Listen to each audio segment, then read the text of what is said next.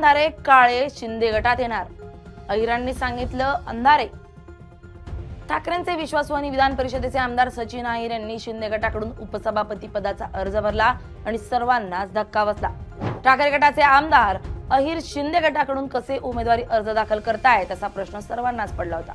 काही वेळानं कळालं की सचिन अहिर आता एकनाथ शिंदेंसोबत आहेत, ते आता विधान परिषदेचे उपसभापती देखील झालेत। ठाकरेंचे विश्वासू अहिर कसे काय फुटले असा प्रश्न सर्वांनाच पडलाय। यानंतर आता ठाकरे गटाच्या आक्रमक चेहरा मानला जाणाऱ्या सुषमा अंधारे शिंदे गटात प्रवेश करणार का अशी चर्चा सुरू झाली आहे। आता यावर उत्तर देताना सचिन अहिर यांनी सुषमा अंधारे आणि बाबाजी काळे या नेत्यांचे राजकीय भविष्य काय आणि ते शिंदे गटात प्रवेश करतील का यावर भाष्य केलंय। नमस्कार, मी स्नेहल चौधरी, आपण पाहत आहात LS मराठी। उपमुख्यमंत्री एकनाथ शिंदेंनी ऑपरेशन टायगर राबवत थेट ठाकरे गटाच्या 6 खासदारांना फोडलं। यातच सचिन अहिर यांना देखील शिंदे गटात प्रवेश करण्याची ऑफर येत होती अशी माहिती आहे। मुंबईतील ठाकरे गटाचे खासदार संजय दिना पाटील हे फुटल्यानं सचिन अहिर हे देखील शिंदे गटात प्रवेशासाठी तयार झाल्याची माहिती आहे। विधान परिषदेच्या उपसभापती पदाची निवडणूक पाहता शिंदे गटाकडून त्यांना उपसभापती पदाची संधी देण्यात येईल असं आश्वासन देण्यात आलं। त्यानंतर तातडीनं शिंदे गटात प्रवेश करण्याचा निर्णय सचिन अहिर यांनी घेतल्याची माहिती समोर आली। आदित्य ठाकरेंच्या वरळी मतदारसंघात सचिन अहिर यांची वेगळी ताकद आहे। पक्ष संघटनेसाठी त्यांनी वरळी मतदारसंघात काम केलंय, शिवाय कामगार संघटनांच्या एकजुटीमध्ये सुद्धा त्यांचा सहभाग आहे। ते शिंदे गटासोबत गेल्यानं आता आदित्य ठाकरेंना मोठा धक्का बसलाय। एका वृत्तवाहिनीला मुलाखत देताना सचिन अहिर यांना सुषमा अंधारे आणि बाबाजी काळे यांच्याबाबत प्रश्न विचारण्यात आला। तुमच्यासोबत उद्धव ठाकरेंच्या शिवसेनेत आलेले बाबाजी काळे, सुषमा अंधारे यांच्यासारख्या नेत्यांचं राजकीय भविष्य काय? ते तुमच्यासोबत एकनाथ शिंदेच्या शिवसेनेत दिसणार का? त्यांच्यावर ठाकरे गटात अन्याय होतोय का असा प्रश्न अहिर यांना विचारण्यात आला। यावर आदित्यजी म्हणाले, आम्ही यांना काय दिलं नाही, पण बाबाजी काळेंनी या दोन्ही निवडणुकांमध्ये पक्षाला भरभरून दिलाय।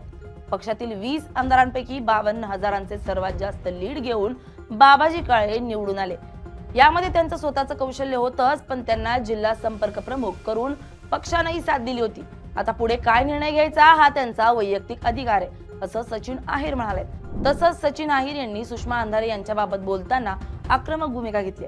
2022 मध्ये महाविकास आघाडीचं सरकार जात असताना तिसऱ्या दिवशी मी सुषमा अंधारेंना मातोश्रीवर घेऊन गेलो। सुषमा अंधारेंनी स्पष्ट सांगितलं होतं की मला काही नको, पण अशा कठीण प्रसंगी मी पक्षासोबत उभी राहीन। गेल्या 4 वर्षात त्यांनी पक्षासाठी काय केलं नाही। लोकसभेपासून ते विधानसभेच्या 100 पेक्षा जास्त सभा घेतल्या। एक डॅशिंग प्रवक्त्या म्हणून त्यांनी भ्रष्टाचाराचे अनेक विषय सभागृहाबाहेर लावून धरले, ज्यावर कोणीही बोलायला तयार नव्हतं। पण आज जेव्हा विधान परिषदेची वेळ आली तेव्हा पक्ष त्यांच्या नावाचा विचारच करत नाहीये। काम करणाऱ्यांना डावलल्यास आपण कुठे चाललोय असा प्रश्न निर्माण होतो। पक्षात पात्रतेचे निकष काय असाही प्रश्न निर्माण होतो। तेव्हा माझ्यासारख्या कार्यकर्त्यालाही आता वाटू लागलंय की जर काम करणारी आणि अहोरात्र झटणारी लोक या निकषात बसणार नसतील तर मग आपण नेमकं कुठे चाललोय असं सचिन अहिर म्हणाले। म्हणजे सचिन अहिर यांच्या बोलण्यावरून ठाकरे गटात सुषमा अंधारेंना वारंवार डावललं जात असल्याचं समोर येत आहे। सुषमा अंधारे आक्रमकपणे ठाकरे गटाची बाजू मांडतात। 2024 लोकसभा विधानसभेला अंधारेंना उमेदवारी मिळेल असं वाटत होतं, पण त्यांना काही उमेदवारी मिळाली नाही। त्यानंतर इतर कोणत्याच ठिकाणी त्यांना पद देण्यात आली नाही। मात्र त्यांच्या मागून पक्षात आलेले शिंदे आणि गटासह इतर पक्षात गेलेल्या नेत्यांना पद मिळाले। ज्योती वाघमारे यांचंच उदाहरण आहे। शिंदे गटानं त्यांना राज्यसभेवर पाठवलंय। काही दिवसांपूर्वी सुषमा अंधारे राष्ट्रवादीत जाणार अशी चर्चा सुरू झाली होती, मात्र या फक्त चर्चाच ठरल्या। आता सचिन अहिर शिंदे गटात गेल्यानं सुषमा अंधारे काय भूमिका घेणार, सुषमा अंधारे देखील शिंदे गटात जाणार का हे पाहणं महत्त्वाचं ठरणार आहे। तुम्हाला काय वाटतं, सुषमा अंधारे ठाकरे गटातच राहतील की इतर पक्षात प्रवेश करतील? कमेंट करून आम्हाला नक्की कळवा। Bureau report LS Marathi.